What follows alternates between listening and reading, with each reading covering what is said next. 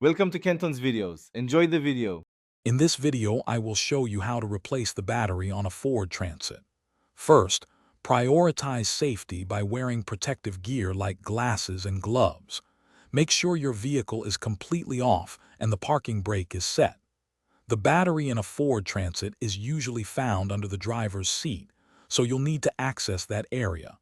This process is straightforward if you follow these steps carefully.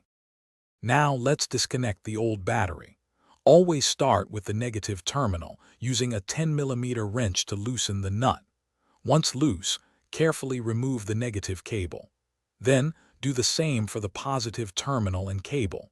After both cables are off, unfasten any clamps or straps that hold the battery in place. This ensures the battery is completely free before removal. Hey everyone, if you're finding this video helpful, please hit that like button and subscribe to the channel.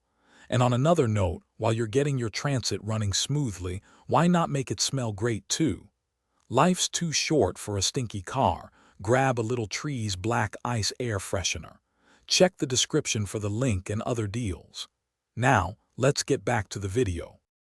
With the old battery disconnected, carefully lift it out of its tray. Place your new battery securely into the same spot. Make sure it's seated properly before resecuring it with the hold-down clamps or straps. When connecting the cables, always attach the positive cable first, then the negative. This order is crucial for preventing sparks and ensuring a safe connection. Thanks for watching. Consider subscribing if we helped you.